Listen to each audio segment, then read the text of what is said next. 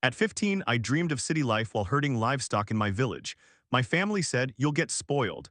But I enrolled in college only to have my brother sabotage me. After standing up against bullying, I faced my worst mistake, a knife incident, leaving me back in the village. What's next for me? Chapter I Introduction Edited Version. I am simply a village boy. I am 15 years old. When I was in the ninth grade, I observed how different other children were. During vacations, they would go to the city, walk around, relax, and share it all on Instagram. Meanwhile, I was herding livestock and performing household chores. I yearned to live like them. However, my family did not have the financial means to provide me with money for outings. To be honest, I felt embarrassed to ask for money. Ever since I was young, saying, "Please give me money," felt like a source of shame to me. Therefore, I mostly remained silent, only dreaming internally. Then in the ninth grade, I made a decision. I would attend college and study in the city. I thought, if I go to college, I will receive a scholarship, I will have money, I will live in the city, and I will experience freedom. I wanted to embrace life alongside other children.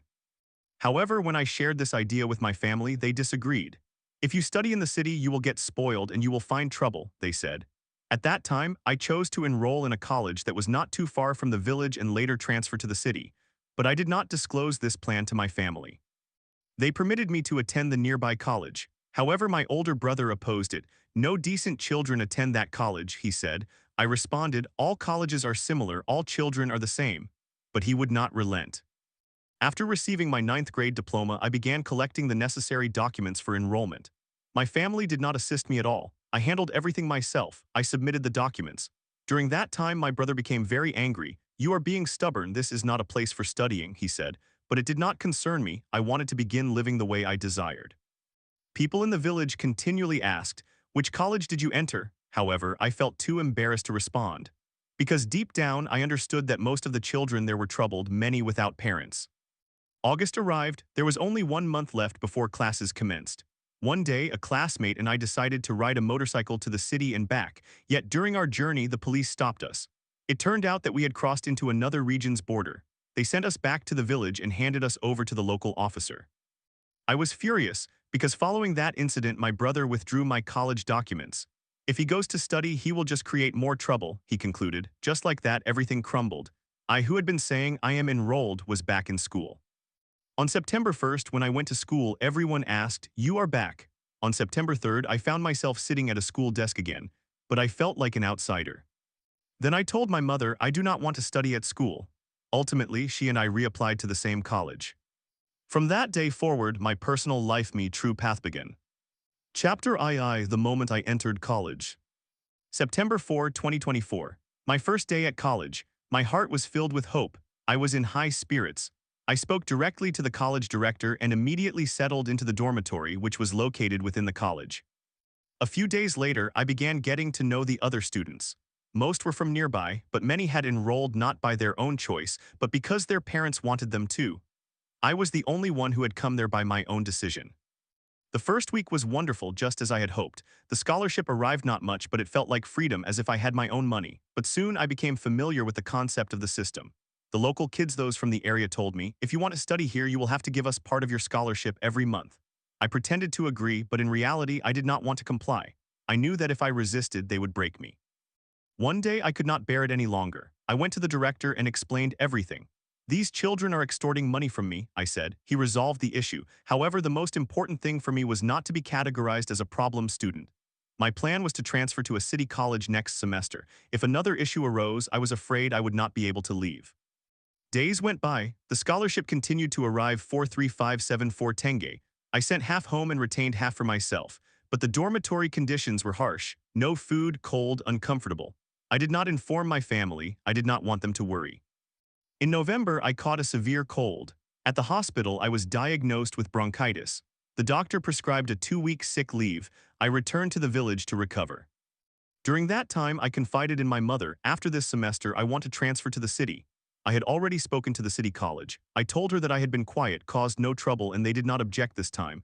"If you want to transfer, that is your decision," they said. "If you can save up from your scholarship, handle it yourself." At that point, I made up my mind. I was leaving. In December, I returned to college. By that time, 2 new students had transferred in. They had been expelled from their previous school for causing trouble. At first, they seemed normal, but that very night they began a fight in the dormitory, challenging the system. Later, they attempted to draw me into it. In that moment, I thought, even if I am beaten, I will not betray myself. Confronting two individuals was frightening, but one of my friends pulled me away. I am thankful for that. The incident reached the director and the two students were expelled. The director called me in and praised me. You stood strong, you did not betray yourself, and you did the right thing. At that moment, I told him, after this semester, I want to transfer to the city. He agreed but asked, we are short on students. Why not stay here? I did not provide a genuine reason.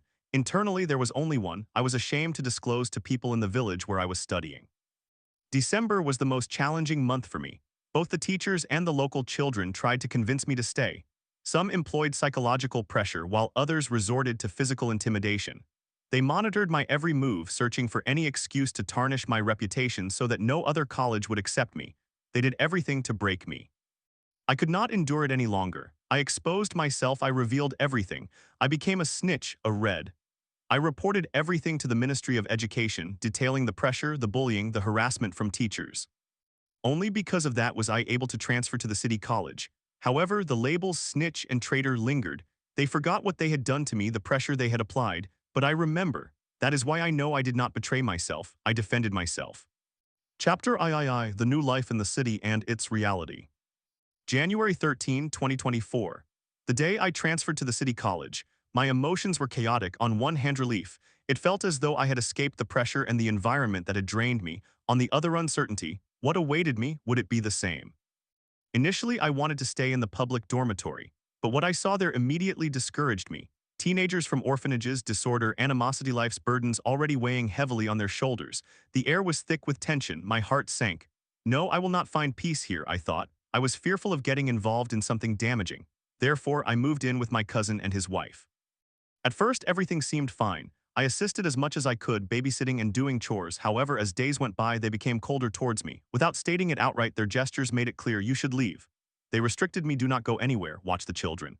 And every night they argued, harsh words, insults, occasionally even throwing things. The house was engulfed in chaos. I kept questioning, do people marry just to live like this? Where is the love? Where is the understanding? I felt like an outsider in that house. I wanted to help, but nothing worked. Financial struggles persisted. I had lost my scholarship. The teachers from my former college had intentionally given me poor grades out of spite. I only realized this after arriving at the new college. Still, I resolved to move to the dormitory. I did not want to rely on anyone. While no one explicitly called me a freeloader, I could see it in their eyes. I tried to earn money working on weekends, but it was insufficient. That is when I realized, in this life, especially in a large city, you cannot trust anyone. Your only hope is yourself. When I was about to depart, I had a heated argument with my relatives. Everything I had suppressed inside erupted. I stood my ground and they did not remain silent either. It culminated in a physical confrontation. After moving to the dormitory, challenges persisted. My roommate and I had a dispute. He provoked me and hurled insults. I could not handle it. I felt weak, isolated, and vulnerable. Out of anger, fear, and helplessness, I grabbed a knife and injured his arm. He managed to block the attack, otherwise things could have been much worse. I will never take pride in this. It was my gravest mistake. I wanted to defend myself, but I chose the wrong method. The incident spread rapidly. The college expelled me. Now I am back in the village in the 10th grade. Everyone mocks me, referring to me as the knife guy. But no one understands my inner world. No one truly attempts to comprehend me. They only judge superficially. I bear no resentment towards those who wronged me. I have forgiven them all because I have made mistakes too. I must have hurt someone as well. I am grateful to everyone, those who tried to shatter me, those who overlooked me. This is my life. I do not wish to offer advice or guide anyone. Everyone understands how they should live. I simply wanted to express the truth, from the heart, even if it is bitter. Epilogue, the Emmy of today. In these 6 months, I have witnessed a great deal, truly. Previously, I was merely a quiet child, lost in my own world, causing no harm. I never wished ill upon anyone. I simply lived my life. I am still the same, but one thing has changed. I have realized I can stand up for myself. When life corners you and applies unbearable pressure, you ask yourself, who am I? The answer remains unclear, but I am searching. Can I claim I have learned from this journey? I do not know, because at times to learn from something you must regret it, vowing never to repeat it. But I am merely living. I do not wish to marry. I do not want to study. Do I have dreams? I cannot say. At present, I feel indifferent towards myself and life.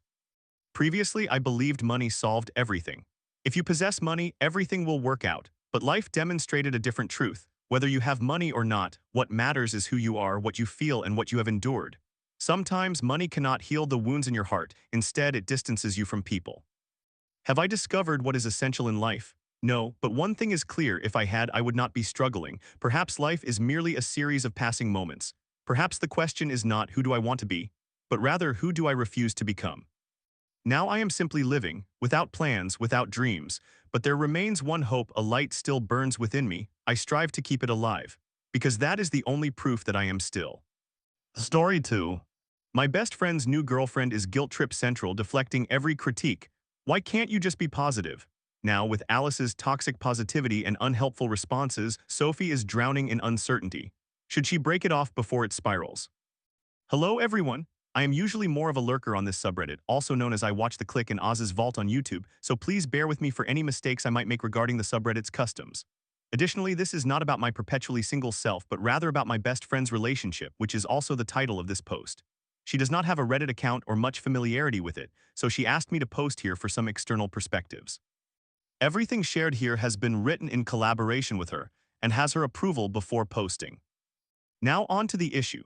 My 24 male best friend, let us refer to her as Sophie 26, has been in a relationship with Alice 24 for about 2.5 months after knowing each other for approximately 8 months prior. As they approach the 3-month mark, which is around the time the initial phase is said to fade, I've heard, feel free to correct me if I'm wrong, the first problems in their relationship are beginning to surface.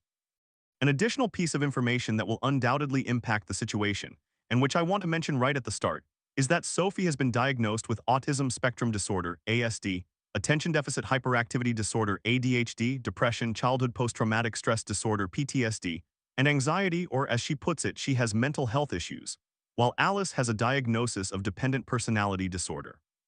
For some background, Sophie is currently considering applying for a scholarship to advance her education in her field and progress in her career.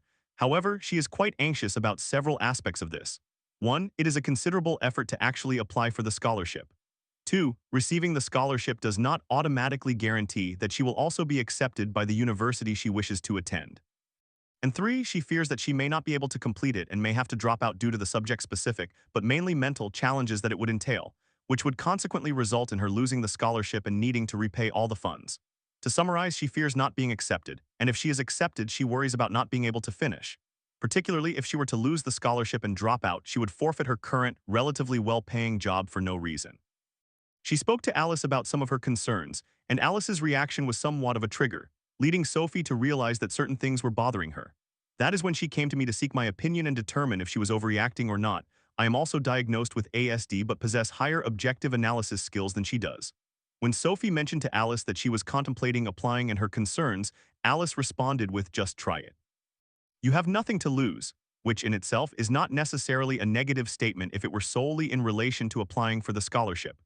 However, considering she does have something to lose if she starts attending university and fails, Sophie understandably found this response rather unhelpful and felt that her fears were not being taken seriously, but rather dismissed.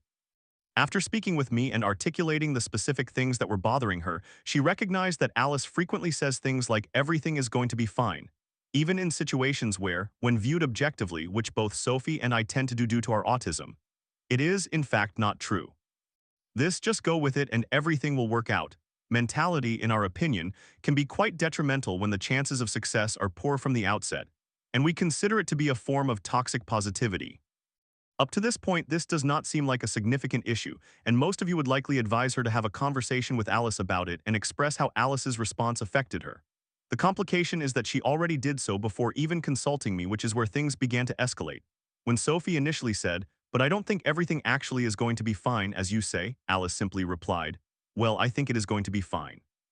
Later, when Sophie addressed her issue with Alice's response, acknowledging that she understood Alice's intention was to help and comfort her, she stated that this was not working for her and that she felt belittled and required a different kind of support.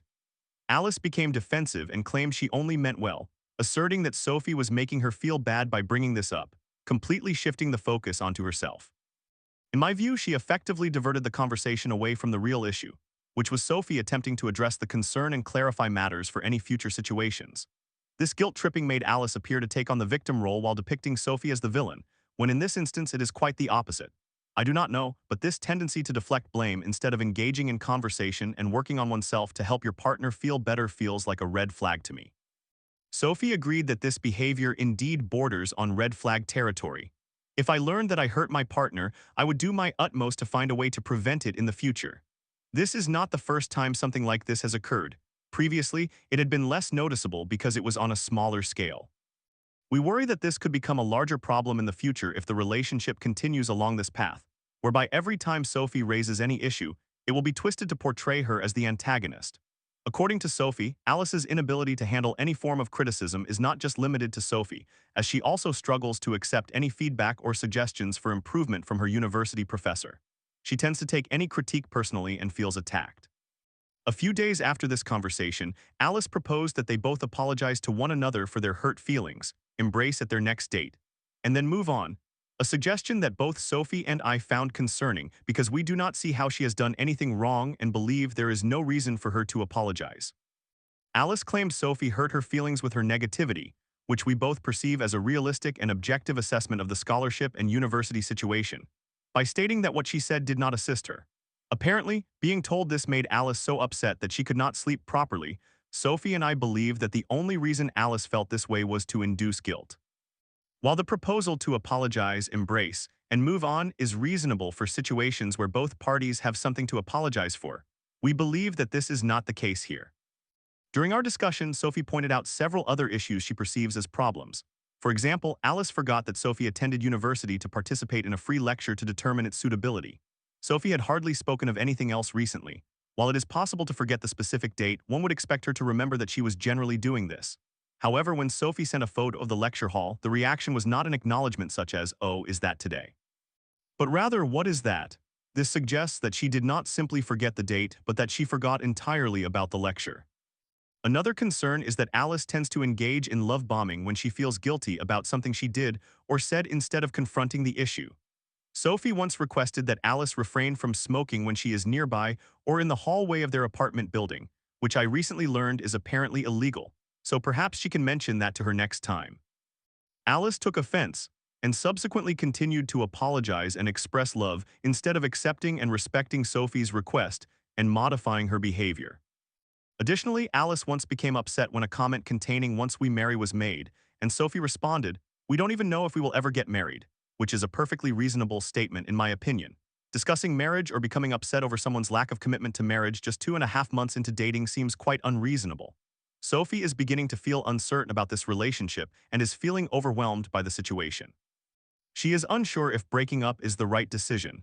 When she even merely mentioned the possibility of breaking up, Alice became extremely upset and guilt-tripped her, leading Sophie to drop the conversation.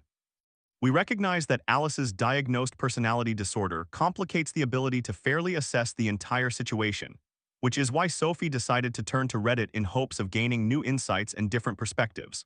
Generally, we believe that a disability or disorder can certainly explain certain behaviors, but cannot be used as an excuse. It is challenging to identify where this falls, as we cannot differentiate between what is a symptom of her dependent personality disorder and what might simply be a character flaw that is unrelated to her condition. Alice is currently receiving therapy for her disorder, which is a positive indication that she is not in denial about it and acknowledges that she requires professional assistance to cope with it. Since this post has become quite lengthy, here is a summary of what she hopes to gain from it. 1. What is your opinion? Do we perceive it as the problem that it is, or are we exaggerating the situation? 2. Are we correct in our assessment that she is deflecting blame to avoid accountability and change her behavior? 3. We are seeking different perspectives or thoughts and ideas we might have overlooked or misinterpreted. 4. Advice on how to proceed with the relationship. Should she attempt to salvage it, and if so, how should she approach it, or is it better for her to break up, given the number of issues and potential red flags appearing after only 2.5 months? P.S. Since I understand how Reddit can be, I also make sure to tell Sophie when I think she is wrong about something. We discuss any issues we have with one another and strive to find good solutions. So for those of you concerned that our friendship might be problematic based on how I wrote about we think, and such, it is not. I did not implant any of these thoughts into her mind. This is simply a collection of our chaotic texts, thoughts, and opinions organized into coherence for this post over the 4 hours it took to compile. Some of the points of agreement were initiated by her, while others were proposed by me, and she consented to them, unable to articulate her thoughts and feelings before this moment. TLDR, my best friend, who does not have a Reddit account or know how to use it, asked me to post this to gather different perspectives and suggestions for how she should navigate her new relationship. as several serious issues which may be red flags have arisen. Story 3. When my ex reached out saying he'd raise my baby as his own, I unleashed a storm. "You're all horrible people, your choices led you here." My husband's toxic family also tried to wiggle back in, prompting me to declare our family's peace was non-negotiable. Should I have been softer? A 29-year-old female was in a relationship for 3 years, from the ages of 19 to 22, with my ex-boyfriend, a 31-year-old male. Towards the end, our relationship became unstable, and I felt as though I was the only one making an effort to save it. I documented my thoughts extensively in my diary, a habit of mine that continues to help me. One evening, I reflected on what I had written until the diary was full and realized how poorly he had treated me in the last few months. The following day, I had a serious discussion with him, expressing my true feelings and mentioning that I felt he no longer loved me. He constantly dismissed my concerns and failed to put in any effort. A few weeks after that conversation, his behavior shifted almost entirely. He showered me with compliments, brought me flowers, and kissed me whenever he had the opportunity. I was thrilled until I learned from a friend of his that he had cheated on me during a boys' night out around 2 weeks prior. For me, infidelity is an absolute deal-breaker. I certainly do not consider myself a perfect person, but if there is one thing that I am and always will be, it is loyal. Loyalty is, in my opinion, the most crucial character trait a person can possess, and I will never forgive cheating, regardless of the circumstances. He did not handle the breakup well. I simply texted him that I was aware of what happened in and after the bar and that he had 1 week to retrieve his belongings from my place and return mine. He did not comply. Instead, he persisted in begging for another chance, professing his love for me, among other things. I was indifferent. After 3 weeks of this drama, my best friend's older brother went to his place to collect my belongings. He is like an older brother to me and has an intimidating presence. Initially, my ex was reluctant to hand over my things, but eventually, after some discussion, he relented.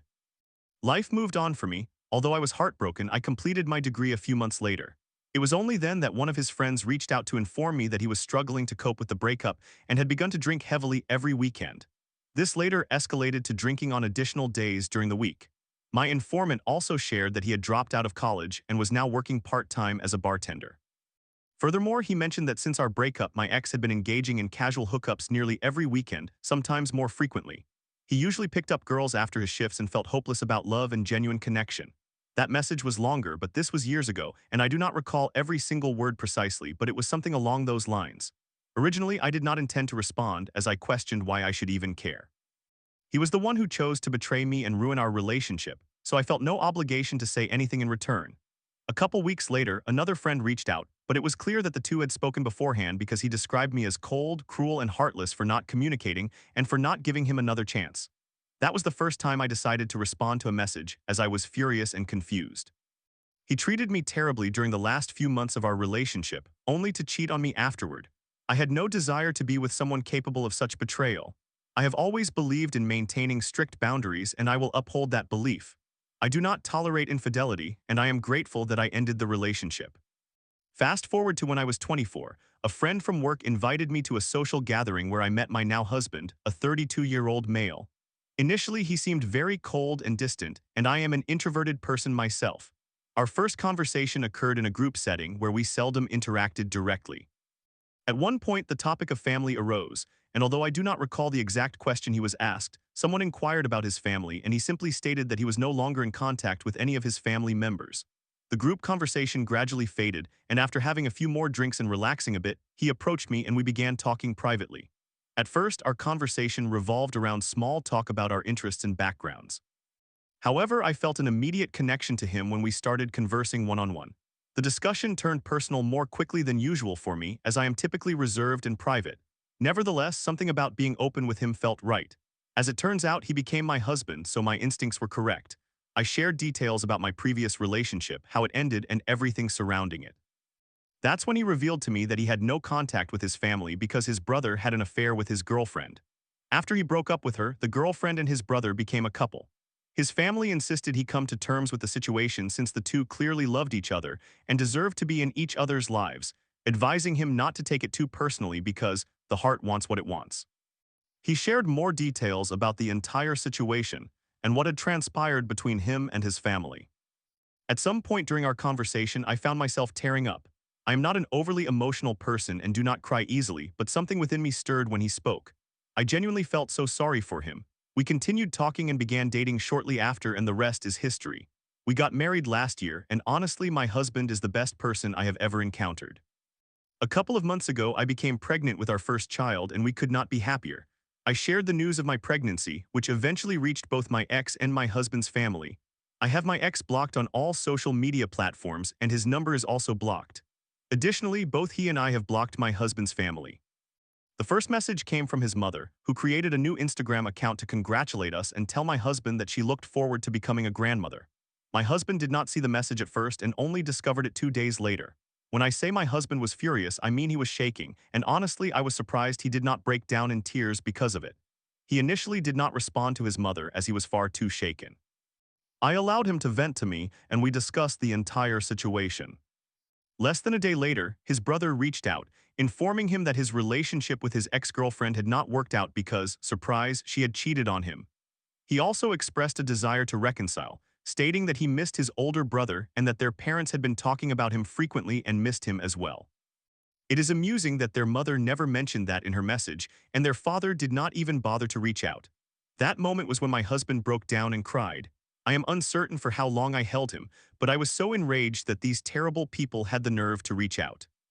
As if that were not enough, for one day, that same day, my ex contacted me. Essentially, he expressed how miserable he had been since our breakup, claimed that he still loved me, mentioned that there had not been a single day without love for me, that he missed me, and so forth. Toward the end of his message, he stated that despite my pregnancy with another man's child, he would step in and raise that child as his own if I was willing to leave my husband to be with him again. The sheer audacity.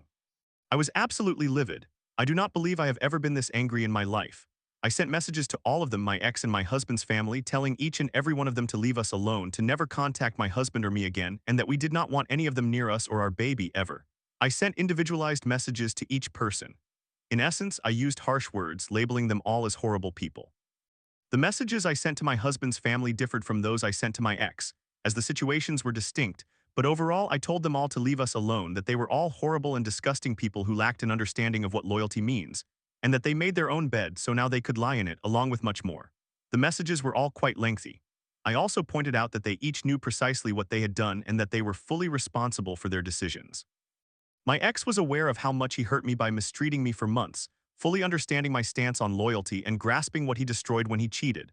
When I messaged my husband's family, I reminded them that their own son, their flesh and blood, had not communicated with them in almost a decade due to the mistakes they made. They were too preoccupied with playing in-laws for their other son and the ex-girlfriend, who is nothing but a loose woman. Ultimately, I told all of them that they could lie on their deathbeds, and it would not matter to me or my husband, that I detested all of them and that I would never allow my child to be around such individuals. If this is what family means, then I am grateful my husband and I have formed our own family. We have my family, my parents, and my side. I have a significantly large family filled with numerous aunts and uncles, ensuring that my child will grow up surrounded by a loving extended family. Before sending the messages, my husband reviewed them all and he was thrilled with my responses. He wholeheartedly agreed with everything I expressed. I love my husband deeply and feel terrible that his family attempted to insert themselves into his life once again. No one seemed to care that his own brother had betrayed him, and his parents didn't even attempt to intervene. And now they reached out simply because I am pregnant. They didn't bother contacting us when we got married, became engaged, or moved in together. But suddenly, with a baby on the way, they all want to become involved again. As for my ex, I am astonished he did not reach out sooner if he genuinely loved me so much, yet now he wants to step in and raise another man's child. I honestly could not care less about any of these people. I desire peace for myself, for my husband, and for our baby. However, some individuals in my life have read the messages I wrote and told me that I was being excessively harsh and cruel, suggesting that I should have expressed myself differently. I have contemplated this for a while and I do not agree. However, more people continue to tell me that I was excessively cruel and harsh, leading me to question everything. Was I too harsh? Summary: my unfaithful ex and my husband's toxic estranged family want to reconnect after learning about my pregnancy. Story 4. As a 20-year-old living and working with my 57-year-old mother, our relationship feels more like a professional disaster than family. After she said, "I don't care about the passports," it hit me her neglect is holding my future hostage. Can I break free? TLDR, I live with my mother. I also work with her. We tiptoe around each other and she neglected to fill in documents that have made it impossible for me to obtain a passport. It is a strain on our relationship. I, 20-year-old female, am in a challenging situation. To explain the issue, you need a great deal of background information. I originally wrote this for that infamous Reddit thread titled Am I the Asshole? But I thought it might be more appropriate here because I need advice rather than judgment. This is my first proper post, so I hope I have placed it correctly and formatted it properly. When I was young, my mother Carol, 57-year-old female, and I moved to the United Kingdom from a Western European country before Brexit, at a time when we did not require a visa or any form of official documentation to my knowledge. Shortly after that, my mother and my stepfather purchased a house, but he passed away. She felt stuck in the United Kingdom because moving back would be incredibly expensive and would uproot our lives again. Her plan became to stay until I completed my secondary education, ages 11 to 16, but the UK school system does not align with that of my home country, so she decided to wait until after my college years, ages 16 to 18. During that time, I began a relationship with my boyfriend, Ollie, 20-year-old male, and we have been together for 3 years. Carol has blamed her continued residency in the United Kingdom on me and my having a boyfriend, something I think she struggles to accept because she has been alone since my stepfather passed away. The reality is that she does not know where she would go even if she left the UK.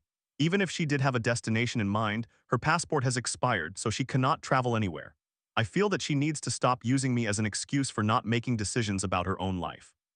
I have conveyed this to her, though not in those exact words, as she has not been alone or had to focus solely on herself since she was 18 before she gave birth to my half-sister Marnie, 38-year-old female. Perhaps she simply never had the opportunity to mature in a healthy way. Yet I still live with her. Why is a 20-year-old still living at home, you might wonder? Because I foolishly decided it would be a fantastic idea to accept her offer to gain some experience by working part-time at her company. Because of this decision, I cannot afford to move out. Additionally, I cannot leave my position without causing feelings of betrayal and disappointment for my mother. Our relationship is very unstable. She will offer help such as dropping me off somewhere, but later she brings it up. Well, I drove you there on my own time. I could have been doing this or that instead, even if I have expressed my gratitude. This has led me to avoid accepting her offers for assistance because I cannot shake the feeling that it will be used against me later. I take comfort in the fact that my older sister, Marnie, has shared that she feels the same way and has had similar experiences, leading her to keep in low contact. My tone is often perceived as sassy or sharp.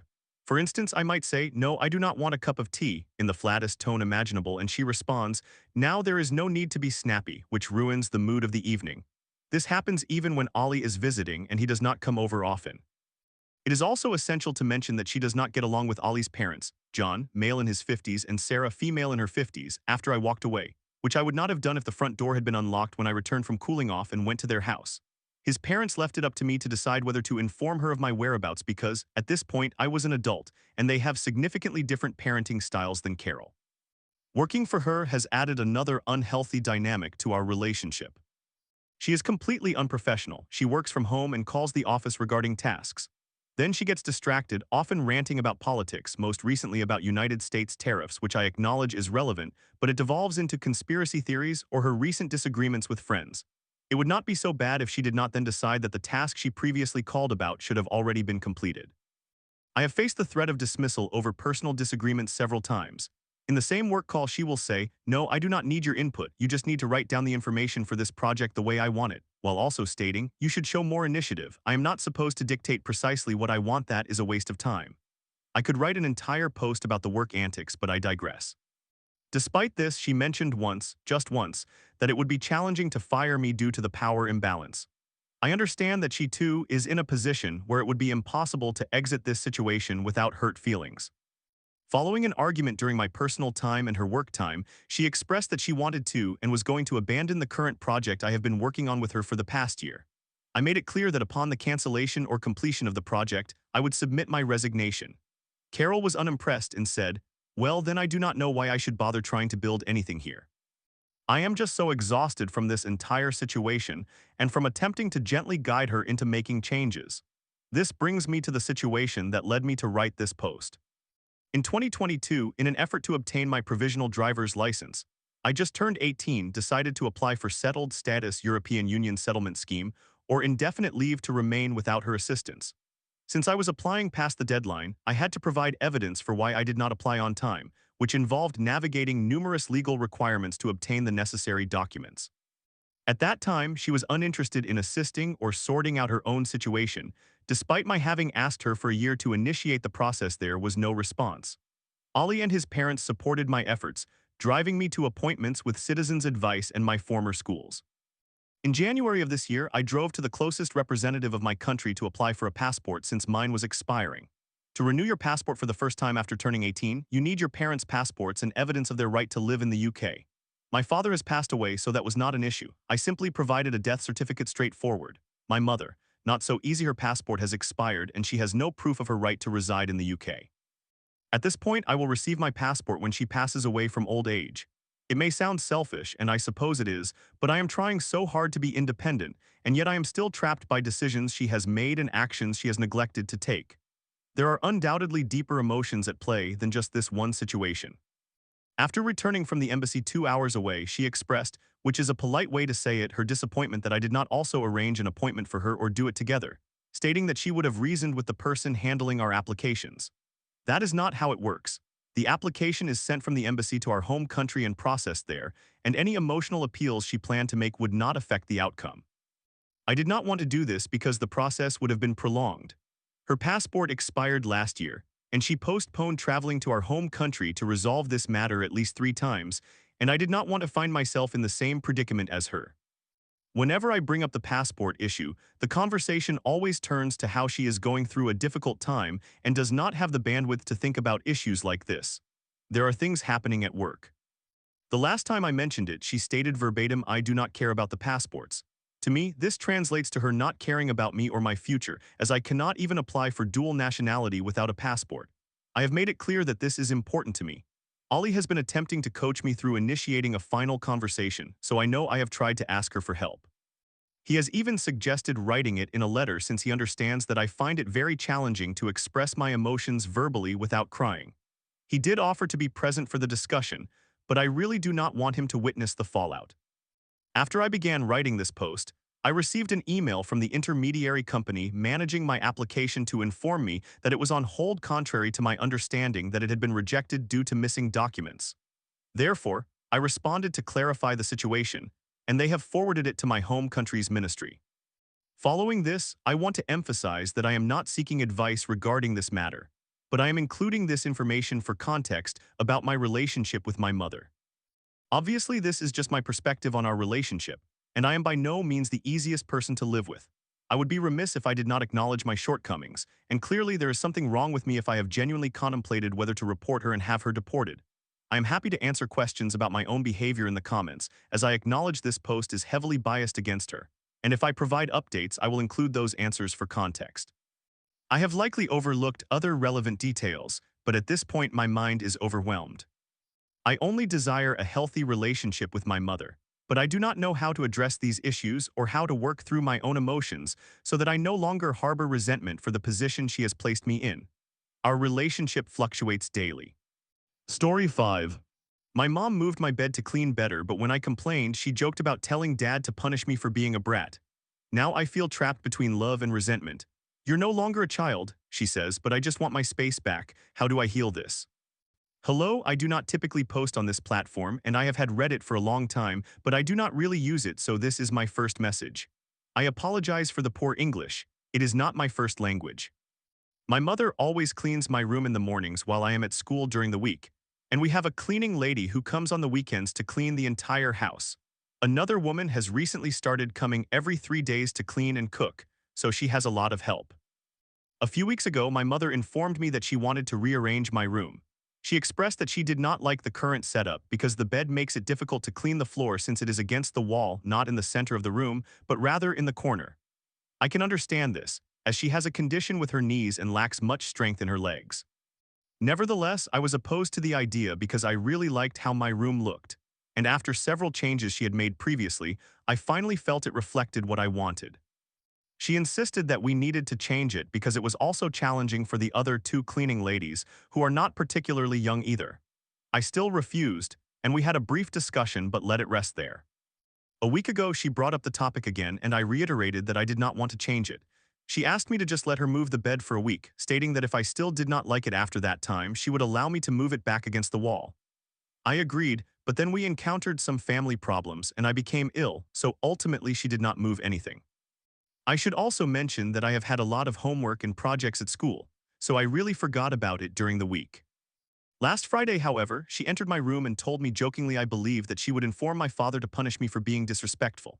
We had a minor discussion about me not notifying her when my dad picked me up from school to let her know I was okay. They are divorced, and I live with my mother full-time, but I can see my dad whenever I want, but she laughed and I laughed too. However, her words still bothered me, and I later mentioned the situation regarding my room to my dad. He told me that if my mother approached him to discuss the bed situation, he would tell her to let me decide because I am no longer a child. That made me feel somewhat better, but I was still a bit worried because I know my mother. Well, yesterday I woke up, and the first thing my mother said to me was to go to her bed because she was going to move mine. I was still very sleepy, so I complied, but I felt a sinking feeling in my stomach for some reason. Indeed, she moved the bed to the center of the room, and when I saw how it looked, I became angry. I admit that I was very annoyed and my behavior was not the best, although I tried to remain silent. The tension lingered. I did not offer to help her, and I know I was wrong for that.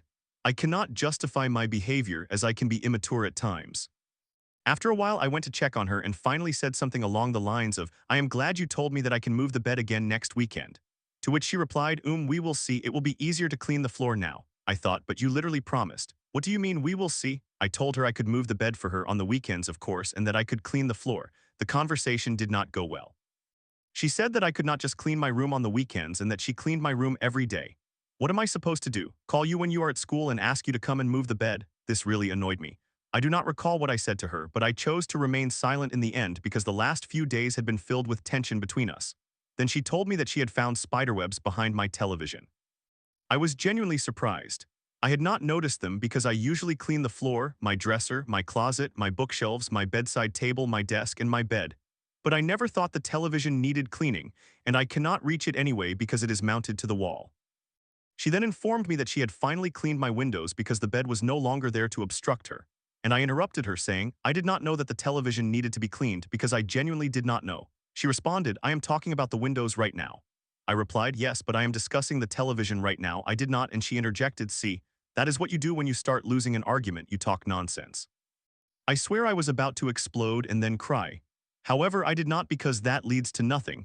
I simply said okay and returned to my room. The entire morning I felt like crying and I had a headache. When I took a shower, I struggled to hold back tears and recalled all the times I had felt similarly.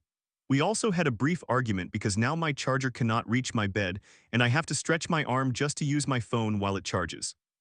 I was on the verge of a silent meltdown, feeling angry, and when she handed me her charger, I said, but this is your charger, because I want to use my charger and have it work with my bed against the wall. She scolded me and asked what my problem was. She then left with my brother and my dad came to pick me up. I told him everything and he said that he did not agree at all with what my mother had done, but he was unsure how to approach her about it because for most of my life, he has allowed her to make the important decisions, and he was somewhat afraid of making her feel attacked and provoking a full argument. Still, he said he would try to talk with her but reminded me that I am still a girl, and sometimes I need to accept that my mother can behave that way. I know my father is unlikely to do anything. He does not want to fight with my mother, and he always claims she is a great mother after all. I can agree with him, even though she has her issues. I went to have lunch with my dad, we spent some time together, then went to pick up my brother from his grandparents' house. He is not my full sibling, and afterward he dropped us off at my house. Later that night, my mother and stepfather returned from a gathering with friends, and my stepfather walked into my room and inquired how I was. I told him I was not very happy about my bed, and he responded that it was better for me. I thought what about my feelings, but I did not bother to reply. I used to be close to him when I was younger, but we have grown apart, perhaps because I am older now and also because he usually takes my mother's side in conflicts. I dislike his parenting methods with my brother. Then my mother entered and I asked why she did not say hello. She told me that she saw me not helping her clean my room in the morning. I admit that was true, but as I mentioned earlier, I was immature and trying really hard not to cry or explode. I did not engage in much conversation with her after that. Eventually, she went to sleep and I remained in my room. I am writing this at 1 a.m., I believe, and I finally cried a little. I just wanted to share this with someone and perhaps receive some guidance. I truly do not want to harbor this resentment. I want to hug my mother and communicate everything, yet I cannot. Sometimes I feel anger towards her, yet I love her wholeheartedly. Still, I feel overwhelmed with everything going on, and it seems trivial compared to what others experience. I feel so irrational about my anger like a spoiled child, but I cannot help it.